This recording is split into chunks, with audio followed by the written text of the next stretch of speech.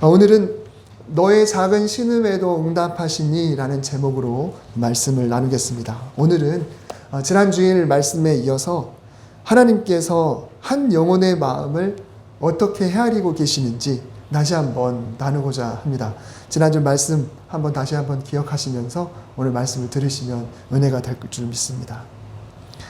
어느 정도 규모가 있는 교회들은 남전도회나 여전도회가 조직되어 있습니다. 남선교회, 여선교회 이렇게 표현하기도 하죠. 구역이나 속회가 지역 중심의 조직이라고 하면 전도회는 그리고 선교회는 연령 중심의 조직이다라고 볼 수가 있습니다. 제가 여주교회에 있을 때 수요 예배는 구역별로 특별 찬양을 드리고 주일 오후 예배 때는 전도회별로 헌신 예배를 통해서 특별 찬양을 드렸습니다. 그러다 보니까 연령에 따라서 찬양을 드리는 스타일이 굉장히 다릅니다. 여전도의 경우 보면은 선곡도 다르고 또 퍼포먼스도 다르고 편곡도 다르고 또 목소리의 색깔들도 많이 다릅니다. 주로 젊은 층으로 가면 갈수록 율동을 곁들이기도 하고 악기를 동원하기도 하고 또 복장도 화려하고 곡도 최신 찬양들을 많이 부르게 되죠. 굉장히 역동적입니다. 근데 반대로 고령층으로 가면 갈수록 은혜로운 복음성가나 또 찬송가를 부르고 대체로 정적이고 그리고 나중에 더 고령층으로 가면은 이제는 한 옥타브 자체가 낮아져서 음이 굉장히 이렇게 저음으로 깔리게 됩니다. 그런데 신기한 것은 어떤 식으로 찬양을 부르든지 간에 다 듣는 사람이 볼 때 다 은혜가 됩니다. 통통 튀는 찬양이나 그리고 아주 가느다란 그리고 아주 젊은 목소리로 부르는 그런 찬양이나 아니면 한 옥탑을 낮춰서 부르는 그런 연로하신 분들의 찬양이나 다 좋습니다. 그리고 어쩌면 오히려 어르신들이 나오셔서 아픈 다리나 그리고 또 여기저기 쑤셔가지고 허리도 이렇게 꼿꼿하게 펴지 못하시고 때로는 다리가 불편하시고 허리가 불편하셔서 계단에다가 한쪽 다리를 얹고 이렇게 찬양을 부르시는 경우들도 있거든요. 그리고 숨에 겨워서 곡을 이렇게 부르실 때 호흡이 딸리니까 그러기도 하고 또 연로하시긴 하셨지만 여전히 소녀다우신 그런 쑥스러움으로 이렇게 미소를 짓는 그런 모습을 보면 모두 다 은혜가 되죠. 그래서 저는 이제 교인들 신방을 가게 되면은 여기 앉아 계시는 분의 연령에 따라서 음정을 맞추는데 굉장히 신경을 쓰는 편입니다. 저는 찬양을 부를 때 저음에 굉장히 약해요. 지난주에 주만 바라볼지라 찬양 부를 때 앞부분이 굉장히 저음이잖아요. 오늘도 그 찬양을 부를 텐데 저는 그 찬양 부르면 거의 힘듭니다. 낮은 음이 너무 약해서. 그렇다고 고음을 잘하는 것도 아닌데 아무튼 신방 받으시는 성도님들이 최대한 편하게 찬양을 부를 수 있도록 연세 드신 분들이 계시면 음을 굉장히 낮춰서 첫음을 잡습니다. 근데 그분들이 너무 음이 낮다 보니까 이게 멜로디가 있기보다는 거의 그냥 낭송하는 듯이 굉장히 저음으로만 깔려있는 그 찬양을 함께 부르고 들으면서 굉장히 은혜롭다라는 그런 생각을 많이 합니다. 그런 모습을 보면서 목회자인 저도 완벽하지 못하고 때로는 박자도 놓치고 음도 틀리고 정말 그런 찬양이지만 저도 은혜가 되는데 그렇게 찬양 드리는 그 모습을 보면서 하나님은 과연 어떠실까라는 생각을 해봅니다. 한 가지 더 얘기하자면 사적인 얘기지만 이제 다음 주 중에 저희 모친 3주기 같아요. 그러면 이맘쯤 되면은 어쩔 수 없이 살아생전의 모습들이 떠오르게 되고 자꾸 추억을 하게 되죠. 저희 모친은 아주 일찍부터 젊은 시절부터 옥타브가 낮아지셨습니다. 그래서 찬양을 부르시면 늘 낮아요. 그러니까 이게 제대로 부르시는지 어쩐지 참 그렇습니다. 늘 예수 사랑아 이렇게 불러야 되는데 예수 사랑 늘 그러세요. 그러니까 옆에서 들으면 콩웃음도 나기도 하고 어린 마음에 비웃기도 하고 그랬던 생각이 납니다. 솔직히 찬양을 잘 못하셨어요. 그치만은 늘 이렇게 자주 부르셨고 또 때로는 방언으로 부르시기도 하고 그런 찬양이 굉장히 은혜로웠다라는 생각이 들고 음악적으로는 높은 점수를 매기기가 어렵겠지만 아마 하나님 보시기에는 매우 높은 점수로 하나님이 매겨주셨을 것이다 라는 생각을 해봅니다. 오늘 본문에서는 빌립보 감옥에 갇혀 있는 두 사람, 우리가 너무 잘 알고 있는 내용이죠. 바울과 실라라는 사람이 하나님께 드리는 찬송이 나오는데, 그들의 찬송을 들으시는 하나님의 마음이 어땠을까를 함께 나눠보고자 합니다. 빌립보는 지금의 그리스 지역 북동부에 위치한 도시입니다. 여러분 보시는 앞에 화면에 보이는 지도를 보면요, 바울의 2차 여행 중에 바울이 들러서 교회를 세우고자 했던 곳인데, 지도에 여러분 보시기에 오른쪽 윗덩어리가 오늘의 터키고요, 그리고 그 왼쪽이 그리스고요, 그리고 더 오른쪽으로 가면 이탈리아입니다. 근데 이 유럽이라고 하는 글씨가 있는 그 가운데 윗부분에 보면 동그라미, 자주색 동그라미가 있는데 그 지역이 빌립보입니다.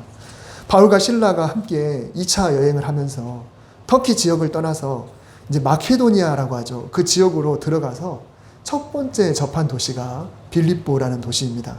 근데 12절 말씀에 보면은 이 빌립보를 로마의 식민지다라고 이렇게 표현을 했습니다. 로마의 식민지라고 굳이 말을 안 해도 이 지중해 주변 전체는 로마가 다 통치하고 있어서 로마의 식민지가 됩니다. 그런데도 일부러 로마의 식민지라고 표현하면 이 식민지라는 단어는 그냥 지배를 받고 있는 단순한 지역을 말하는 것이 아니라 그 도시가 일반적인 지배자하고는 달리 로마가 로마다운 도시로 만들려고 작심해서 세운 곳을 의미합니다.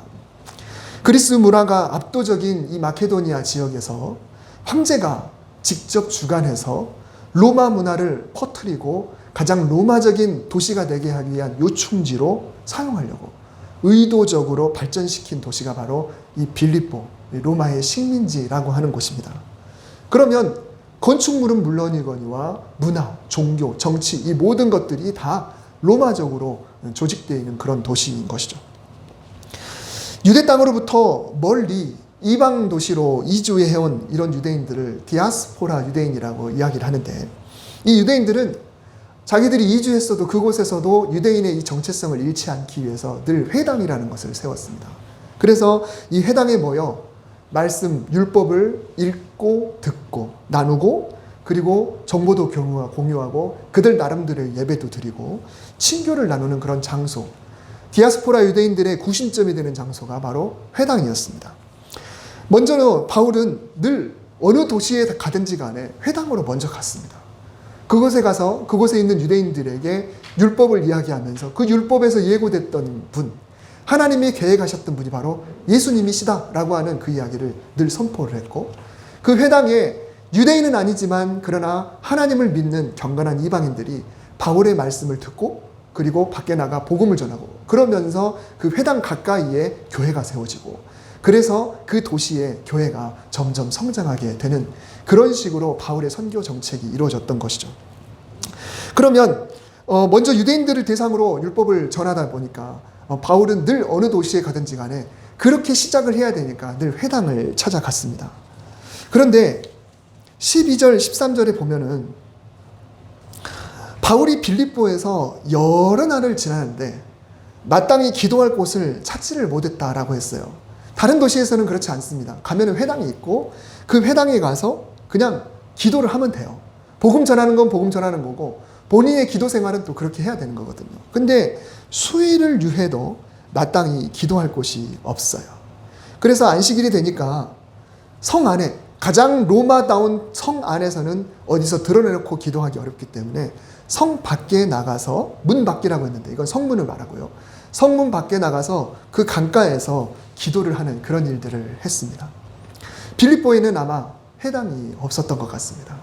학자들의 말에 의하면 성인 남자 10명 이상이 모여야 회당을 세울 수 있는데, 아마 빌립보는 무슨 이유였는지, 인구가 그렇게 유대인 인구가 없었든지, 아니면 정말 뭔가 로마다운 도시이기 때문에 뭔가 불편했든지 회당을 세울 수가 없었던 것 같아요. 그래서 이 강가에 갔다가 여인들과 대화하는 과정 중에 앞으로 바울의 든든한 후원자가 될 루디아라는 여인을 만나게 되죠. 그래서 그 여인에게 말씀을 전하고 그 여인이 바울을 초청하여 자기 집에 숙소를 마련해 줍니다. 그리고 지극성성 섬겨주게 되죠. 그리고 이 루디아의 집이 구원을 받는 역사가 일어나게 됩니다. 빌립보는 정치, 문화, 종교적으로 아주 조심스럽고 아직 복음을 전할 그런 기반조차 없는 척박한 도시였습니다. 그래서 복음을 전하지 못하고 상황만 주시하면서 기회를 바라보고 있던 이 바울이 매일 이 루디아의 집 숙소에서 기도하는 그 장소, 성문 밖 강가로 매일 왔다 갔다 했던 것 같습니다. 그런데 매일 왔다 갔다 하다가 하필이면 한 귀신 들린 소녀를 만났습니다. 영적으로 사탄이 주관하는 영이 그 소녀에게 들어간 거죠. 근데 사탄도 영적인 존재이기 때문에 바울을 알아봤습니다. 그리고 17절에 보면은 졸졸 따라다니면서 바울과 우리를 따라와 소리질러 졸졸 따라오면서 주변 사람들이 듣도록 큰 소리로 이야기를 한 거예요. 이 사람들은 지극히 높은 하나님의 종으로서 구원의 길을 너희에게 전하는 자라라고 계속 따라다니면서 소리를 지릅니다. 그런데 18절에 보면 이런 소란이 한두 번이 아니에요.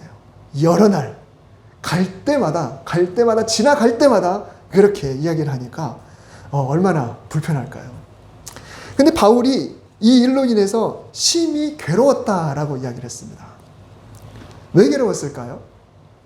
여러분, 예수님은요, 귀신 들린 사람이 있으면 어떻게 하셨나요? 그냥 쫓아내버렸습니다.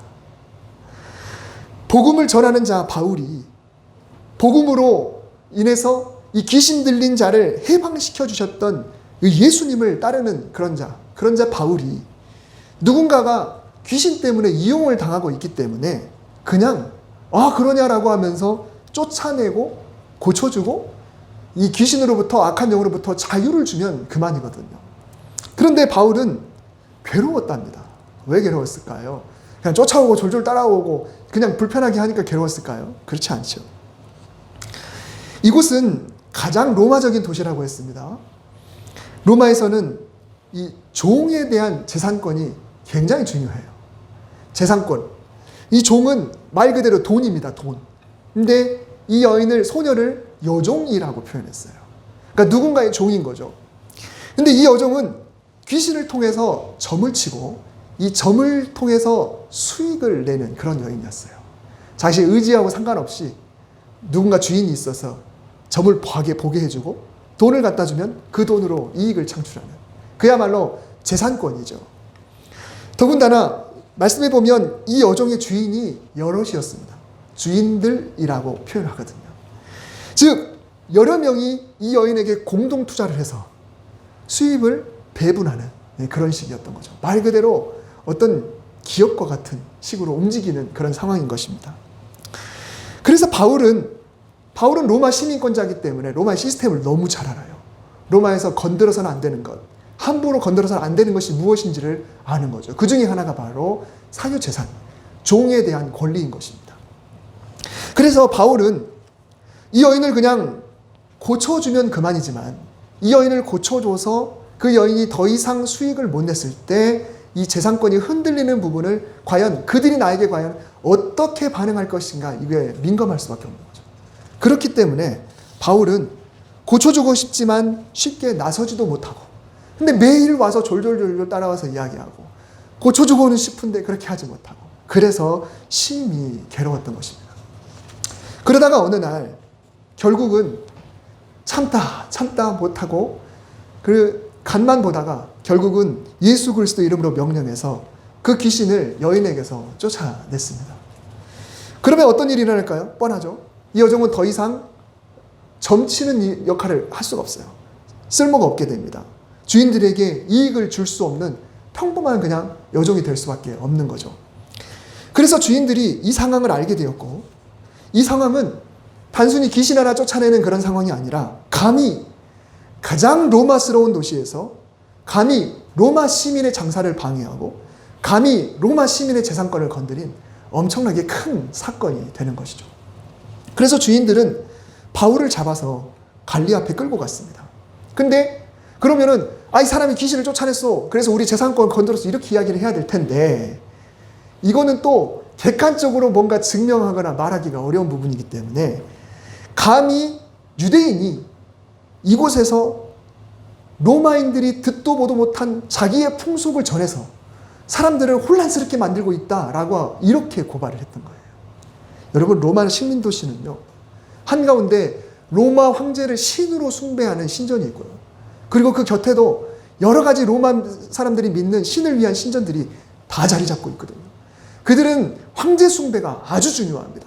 그들의 신을 숭배하는 게 아주 중요해요. 근데 이 소수민족 유대인이, 그것도 로마의 지배를 받고 있는 유대인이 자기가 믿는 신을 전해서 대로마의 시민들을 흐트러지게 만들고 있다라고 하는 명목으로 고발을 했던 거죠. 그랬더니 바울과 신라는 그 자리에서 옷이 다 벗겨지고 태형을 당했습니다. 명령에 따라서 지하 감옥에 들어가게 되는데, 그 신하는, 그 간수는 가장 깊은 곳에다가 바울과 신라를 쇠고랑을 채우고 그리고 가둬버렸습니다. 바울과 신라가 전도 여행을 다니면서 어려움을 당했던 적이 처음이 아니에요. 가는 곳마다 반발이 있었고요, 핍박이 있었고, 또 돌에 맞을까봐 도망쳤던 적도 있습니다.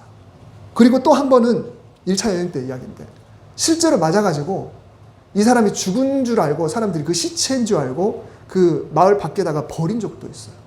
그 정도로 바울이 고통을 많이 당했거든요. 그런데 이렇게 진짜 옥살이를 하는 것은 처음인 거죠. 그것도 가장 엄한 로마식 도시에서 그 지하 감옥으로 들어간 겁니다. 그리고 성경에서 많이 쳤다라고 이렇게 표현했는데, 성경에 이런 강조하는 표현이 나오면 우리가 상상하는 것보다 훨씬 더하게 우리가 받아들이면 돼요. 다시 말하면 정말 죽을 정도로 맞았다라고 생각하면 됩니다. 많이 쳤다. 말 그대로 정말 거의 죽으라고 때린 겁니다. 그렇게 지하 감옥 깊은 곳에 갇힌 날, 바울과 신라의 상태가 과연 어떨까요? 한밤중에 죄수들은 오늘 막 감옥에 들어온 두 사람의 기도 소리와 찬송 소리를 듣습니다. 이 두 사람은 얼마나 많이 맞았는지 그날 감옥에 들어올 때 피를 철철 흘리고 거의 시체처럼, 그리고 간수들에게 끌려서 그렇게 감옥에 들어왔습니다. 꼼짝하지 못하는 그들의 발에, 굳이 채우지 않아도 움직이지 못할 그런 시체와 같은 그런 사람들의 발에 쇠고랑을 채웠습니다. 기절했는지 아무런 소리도 들리지 않았을 겁니다. 그런데 모두 잠들어 있는 한밤중에서야 뭔가 소리가 들리기 시작한 거예요. 여러분이 바울과 신라의 기도와 찬송은 과연 어떤 소리였을까요? 바울이 여보게 신라, 우리가 아무리 맞았어도 이러고 있으면 안 되지 않겠나? 우리 같이 일어나서 기도하세. 그래서 합심해서 큰 소리로 기도했을까요? 기도하다가 또 멈춰서 이제 우리 함께 찬송하게나 라고 하고 큰 소리로 제대로 된 찬송을 쩌렁쩌렁한 목소리로 불렀을까요? 우리가 사극이나 어떤 시대극을 보면은 심하게 맞거나 또 고문당한 이들이 감옥에서 어떻게 있는지 그 모습을 한번 상상해 보십시오. 자기 몸 하나 세울 힘 없고요, 물을 줘도 삼킬 힘이 없어서 거의 입만 죽이고 거의 나머지는 다 물 바닥에 떨어지죠. 눈조차 뜰 힘이 없고 누가 말을 걸어도 거의 말도 못하고, 그리고 심한 고통 때문에 겨우 신음만 내뱉는 그런 모습들을 우리가 드라마에서 많이 보게 됩니다. 바울과 신라가 아마 그런 모습이 아니었을까 싶습니다. 25절에 보면 바울과 신라가 기도하고 하나님을 찬송하며 죄수들이 듣더라 라고 표현이 되어 있습니다. 그렇지만 죄수들의 귀에 들린 어떤 찬송, 그리고 어떤 기도가 어떻게 들렸다는 표현은 없죠. 그 기도와 그 찬송이 정말 제대로 된 기도, 정말 문장이 제대로 돼 있거나, 혹은 그 찬송도 음정이 정확하고 가사가 정확하고 남들이 듣고 아, 저 사람은 뭐라고 기도하는구나, 아니 저 사람은 뭐라고 찬송하는구나, 이렇게 제대로 된 기도 소리나 그렇게 제대로 된 찬송 소리는 아니었을 것입니다. 여러분, 이 바울과 신라는 잘못이 없어요.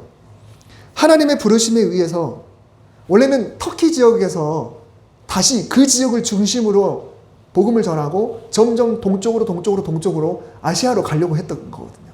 근데 하나님께서 한밤중에 바울에게 환상을 보여주셔서 바다 건너 그리스 지역 마케도니아의 한 사람이 제발 좀 와서 우리를 도와주세요 라고 하는 그런 환상을 보게 해서 어쩔 수 없이 들어와 우리가 알고 있는 트로이라고 하는 곳에서 방향을 틀어서 배를 타고 건너갔던 거거든요. 그래서 하나님의 일을 감당하기 위해서 자기의 계획과 다르게 빌립보로 갔던 것이고, 그런데 하필이면 이 지극히 로마적인 도시에서 혹시라도 무리를 일으킬까봐 지혜를 내고, 그리고 전도의 길이 막힐까봐 조심조심하면서 그렇게 기회를 엿보고 있던 차에 고민하다가 어쩔 수 없이 여종에게서 귀신을 쫓아냈는데, 그저 하나님께서 맡기신 사명을 지혜롭게 감당하고 정말 최선을 다해서 하나님 사명을 감당하려고 했는데 그 결과가 너무 비참한 거예요. 너무 많이 맞아서 겪어보지 못한 그런 감옥에서 너무 큰 고통에 그저 신음만 내뱉었던 것이죠.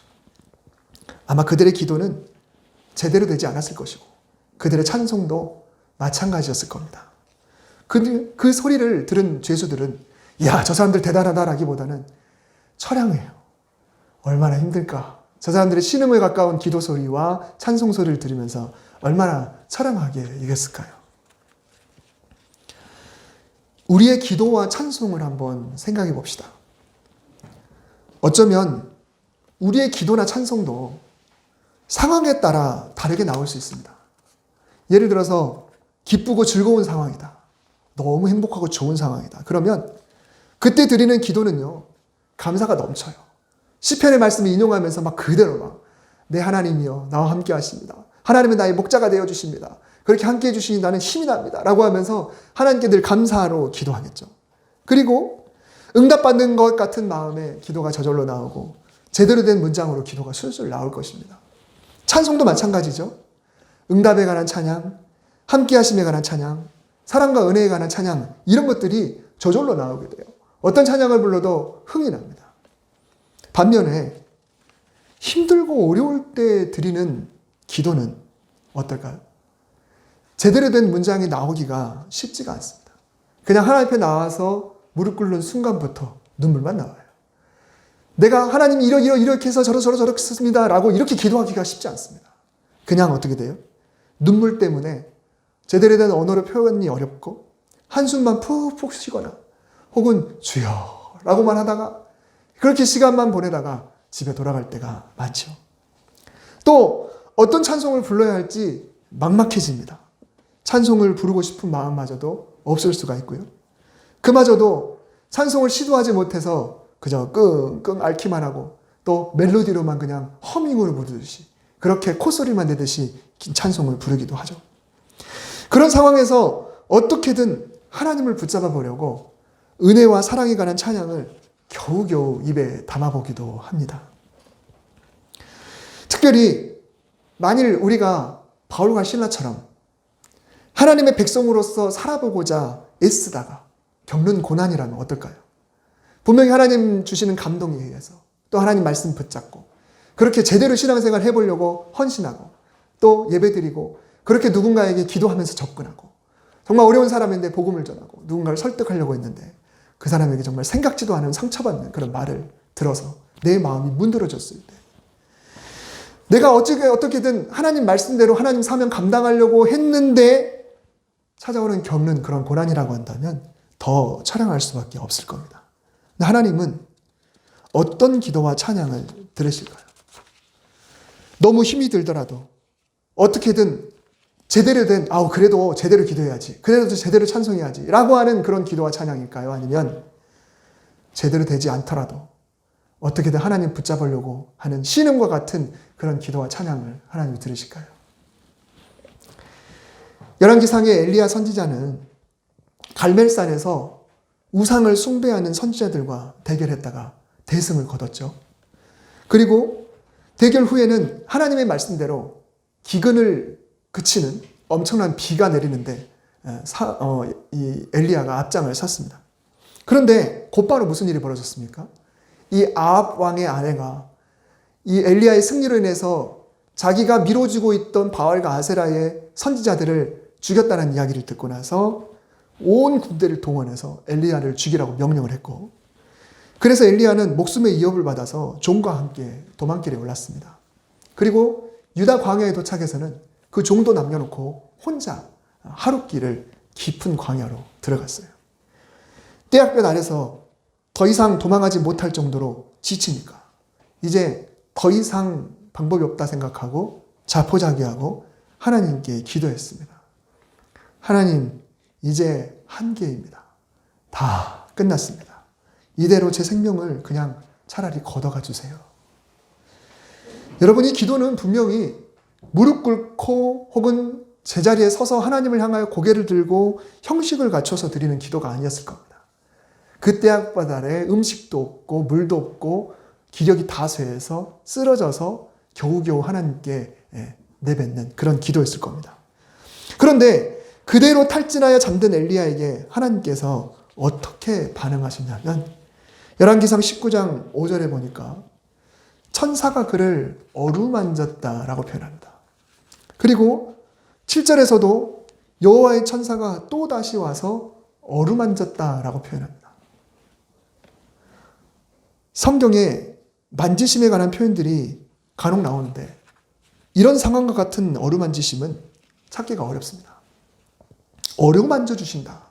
여러분, 이 표현은 정말 생각을 해보면 우리가 어릴 적에 다쳤거나 혹은 아팠거나 혹은 속상했을 때 내가 잠든 줄 알았는데 지그시 다가와 우리의 상처와 머리를 어루만져 주셨던 부모님의 손길을 떠올릴 수가 있습니다. 하나님은 방금 승리해놓고선 너 왜 도망다니냐? 라고 책망하지 않으셨습니다. 왜 사명 감당하지 않고 지금 여기 이러고 있느냐? 라고 꾸짖지 않으셨습니다. 지금 당장 엘리야의 탈진과 또한 탈진하면서 한탄하듯이 드리는 그 기도, 이 자체를 듣고 하나님은 그저 일으켜 세워주고 싶으셨던 것입니다. 그래서 첫 번째 어루만지실 때는 음식을 주시면서 일어나서 먹으라 라고 이렇게 말씀하셨고, 두 번째 어루만지실 때는 일어나 먹으라, 네가 갈 길을 다 가지 못할까 하노라 이렇게 말씀하셨던 거예요. 이 음식을 먹고 힘을 얻은 엘리야가 이제 사명을 감당하지 않고 힘을 얻어서 더 깊이 도망해서 굴에 들어가니까 그제서야 하나님은 너 힘을 얻어놓고도 이러냐라고 책망을 했지, 지금은 그게 중요한 게 아닌 거예요. 아직은 힘이 없는 상태에서 하나님의 관심은 내가 만져줘야겠다. 내가 어루만져줘야겠다.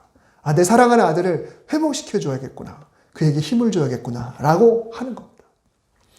여러분, 힘들면 힘든 자체를 고하는 것이 기도예요. 아니, 기도할 힘조차 없어서 제대로 된 기도조차 들으지 못해도 어떻게든 하나님을 향하여 신음이라도 내뱉는 모습이 바로 기도의 시작이 되는 것입니다. 유창하게 기도하지 못하고 실력자처럼 찬양하지 못해도 나의 마음을 담은 그런 기도와 찬양으로 하나님을 향하여 나아갈 때 하나님은 어루만져 주시는 선택을 하시는 거예요. 왜요? 하나님은 사랑이시기 때문에 그렇습니다. 우리를 낳으신 부모님이시기 때문에 그렇습니다. 바울과 실라가 신임에 가까운 기도와 찬양을 드렸을 때 어떤 일이 일어났습니까? 우리가 잘 알듯이 그날 밤에 지진이 일어나죠. 그리고 감옥문이 활짝 열립니다. 그리고 그 모든 죄수들의 묶고 있던 그 쇠고랑이 다 풀어져요. 기적이죠. 그리고 어떤 일이 벌어집니까? 바울이 도망가지 않으니까 그때 죄수들이 도망갈까 봐 스스로 목숨을 끊으려고 했던 간수를 바울이 급하게 제지시키고 그 사람을 만나 그 사람에게 복음을 전하고 빌립보에서 이방인 가운데 예수 그리스도를 믿는 가정으로, 그래서 그 그 사람과 그 가족이 구원을 얻는 놀라운 역사가 그곳에서 일어났죠. 어떻게 복음을 전할까? 어떻게 복음을 전할까? 그렇게 기회를 보면서 조심조심하고 있었던 바울인데 뜻밖의 방법으로 비기독교인 이방인이 예수 그리스도를 믿는 놀라운 역사가 일어나게 됐던 것입니다. 지난주에도 말씀드렸듯이 하나님은 어려움으로 고통받고 있는 영혼, 한 영혼이 회복될 때 하늘의 천사들과 더불어 즐거워하는 그런 분이십니다. 그만큼 우리의 마음을 알아주시는 그런 분이세요. 하나님의 정의보다 훨씬 큰 것이 바로 하나님의 사랑입니다. 우리가 어떤 상황에서 어떻게 기도하고 어떻게 찬양하든지 심지어 신음과 한숨으로 표현하더라도 분명히 듣고 계시는 분이 하나님이신 줄 믿으시기 바랍니다. 그러므로 주저하지 마시고 어떻게든 넘치는 사랑이 하나님을 의지하시고 그리고 마음을 하나님께로 향하시기를 바랍니다. 이런 상황 속에서도 하나님 나와 함께 하신다. 그리고 내가 하나님 앞에 시선만 돌려도 하나님은 천사를 통하여서 나를 어루만져 주신다. 그리고 내가 생각지도 못한 방법으로 하나님을 회복시키시고 그리고 하나님의 사명을 감당할 수 있는 새 힘을 불어넣어 주신다. 오늘 이 하나님을 신뢰하면서 우리의 삶을 하나님께 온전히 맡겨드리는 저와 여러분 되시기를 주님의 이름으로 축복합니다. 기도하겠습니다. 사랑이 많으신 하나님, 오늘 주신 이 귀한 말씀대로 우리가 하나님의 백성으로 살아가는 것이 너무너무 감사하고 또 하나님의 자녀가 된다는 것이 얼마나 감사한지 모릅니다. 주님, 우리의 삶이 좋은 일만 있어서 제대로 된 기도와 제대로 된 찬양을 부르는 것이 아니라 정말 생각보다 또 생각지도 못한 어려움이 있어서 힘들게 기도하고 힘들게 찬양하고 그마저도 기도할 힘조차 없을 때도 있는데 주님, 하나님이 우리를 어루만져 주심에 대한 소망을 가지고 하나님을 향하여 어떻게든 붙잡을 수 있는 그래서 기도할 수 있는 저희들 될 수 있도록 주여 인도하여 주시옵소서. 회복시켜 주시는 하나님의 은혜를 통해 우리가 일어나 하나님의 사명을 잘 감당할 수 있도록 주님 축복하여 주시옵소서. 예수님의 이름으로 기도드립니다. 아멘.